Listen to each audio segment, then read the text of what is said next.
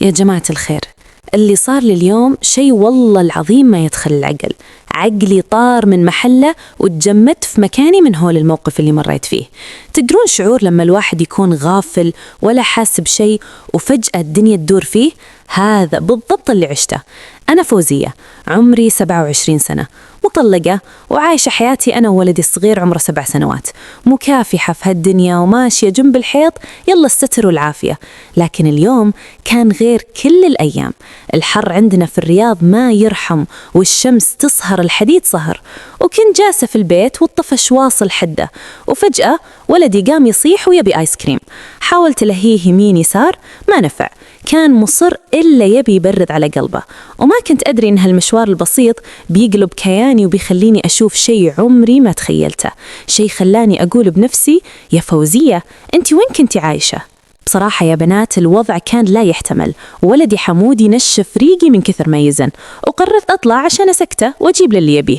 لبست عبايتي وتلثمت وطلعت في عز القائلة. الشارع كان فاضي والهدوء يعم المكان إلا من صوت سيارة الآيس كريم اللي نسمع نغمتها من آخر الحارة. المشي في هالحر جهاد، بس كله يهون عشان ضحكة ولدي. المهم مشيتين وصلت عند الميدان اللي توقف فيه السيارة عادة، وهناك شفت أحمد الزول، بياع الآيس كريم اللي كل حارتنا تعرفه، رجال طويل وعريض والابتسامة ما تفارق وجهه. بس للأمانة عمري ما ركزت في تفاصيله أو تعاملت معاه بشكل مباشر، دايم أرسل ولدي أو الشغالة، لكن المرة هذه جيت بنفسي وما كنت حاسبة حساب للمفاجأة اللي تنتظرني. أول ما وقفت عند السيارة شفت أحمد الزول يمسح العرق من جبينه ويرتب أغراضه. سلمت عليه وقلت له يا زول أبي واحد آيس كريم مشكل الولدي الله يعافيك. رد علي بصوته الجهوري ولهجته السودانية الطيبة: أبشر يا خالة من عيوني، وبدأ يجهز الطلب. أنا كنت واقفة بعيد شوي أتقي الشمس بظل شجرة وناظر فيه وهو يشتغل. يا جماعة الخير الرجال كان يشتغل بذمة وضمير مو طبيعية، حسيت كأنه يرسم لوحة مو يغرف آيس كريم. بس الصدمة مو هنا، الصدمة كانت في الكمية والشكل اللي قاعد يجهزه، شيء ما قد شفته في حياتي من بياعين الآيس كريم العاديين. كان يغرف ويحط ويغرف ويحط، الكوب صار جبل وأنا عيوني بدأت تتوسع من الدهشة.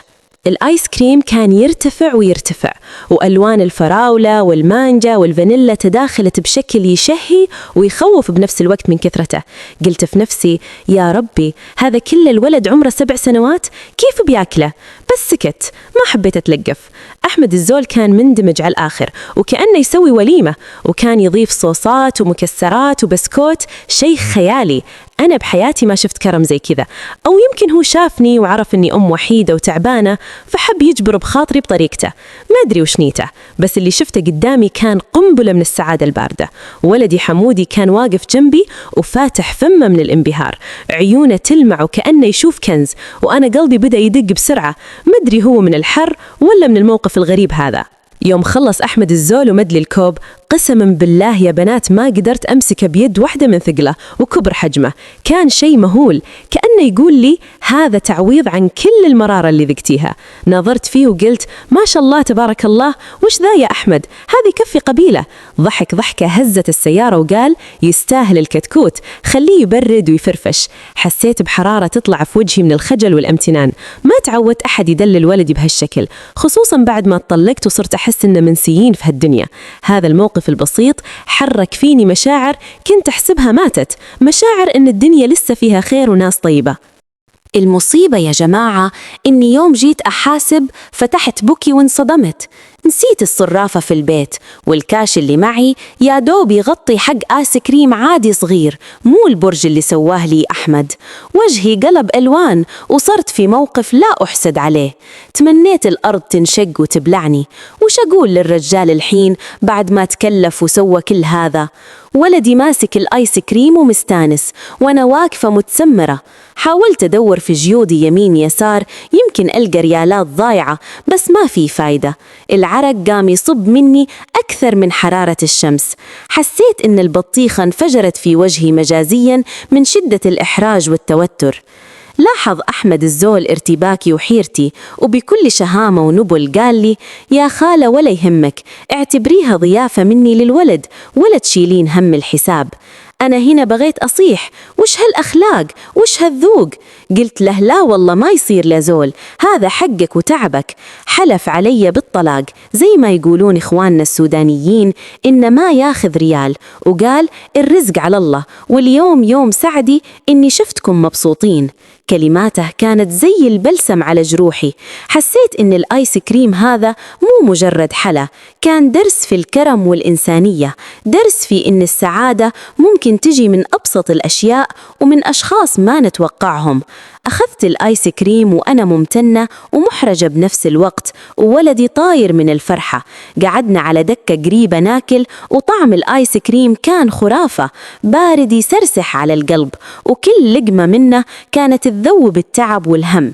قعدت أتأمل في ولدي وهو ياكل، وتلطخ وجهه بالصوص وضحكته اللي ملت المكان، وتذكرت كلام الناس ونظراتهم لي كمطلقة، وكيف إن المجتمع أحيانا يقسى علينا. بس اليوم بياع آيس كريم بسيط في الشارع عطاني درس في الجبر والتقدير أكثر من ناس كثير عايشين في قصور. حسيت إني شبعت زبادي من كثر السعادة، تعبير مجازي عن الامتلاء العاطفي والرضا اللي حسيته في ذيك اللحظة. وأنا قاعدة بدت الأفكار توديني وتجيبني. ليش أحمد سوى كذا؟ هل هو شفقان علينا ولا هو طبعه كذا مع الكل؟ قعدت أراقبه من بعيد، شفت أطفال ثانيين جو يشترون، وكان يعاملهم بنفس الطيبة والابتسامة، بس الكمية اللي عطاني إياها كانت سبيشل. يمكن حس فيني، يمكن شاف الحزن اللي مخبى ورا اللثمة. القلوب شواهد يا جماعة، وأحيانا الغريب يحس فيك أكثر من القريب. هذا الموقف خلاني أعيد حساباتي في الحكم على الناس، وخلاني أؤمن إن الخير موجود في كل مكان، حتى في عربة آيس كريم قديمة في زاوية حارة شعبية. ولدي حمودي الله يحفظه ما قصر في الآيس كريم، قضى عليه تقريبا، وأنا أكلت معه شوي. الطعم كان يجنن، خليت من النكهات المتناغمة كأنه يعزف سيمفونية في فمي. نسيت الحر ونسيت الطفش ونسيت حتى أني مطلقة ومسؤولة. عشت اللحظة بكل تفاصيلها، كانت لحظة صفاء ذهني نادرة، وكل هذا بفضل أحمد وكرمه المهول. الأحجام اللي شفتها اليوم في كرمه وأخلاقه كانت أكبر من أي شيء مادي، كانت أحجام مشاعر وقيم بدت تنقرض في زماننا هذا.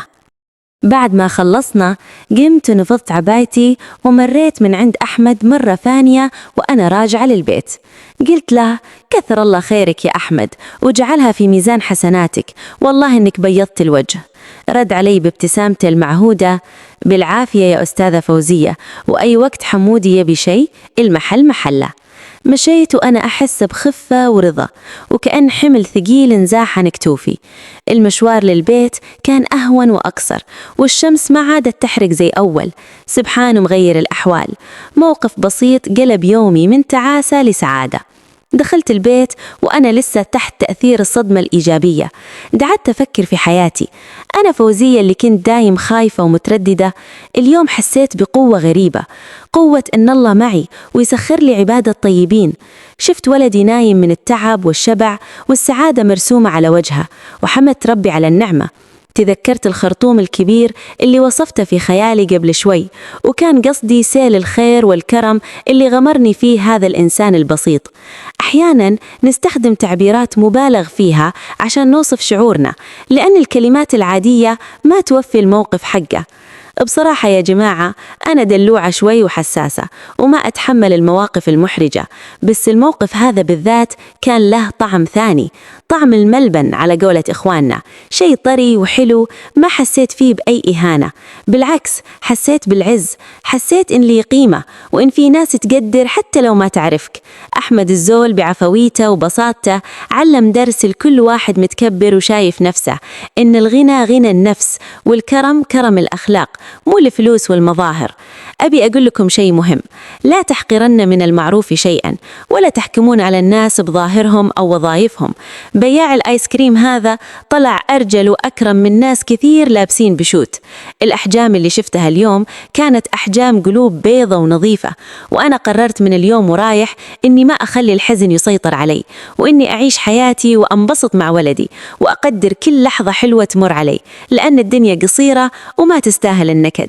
البطيخة اللي كنت خايفة منها طلعت أحلى وألذ فاكهة ذقتها في حياتي، مجازيا طبعا، والمقصود فيها الموقف كله.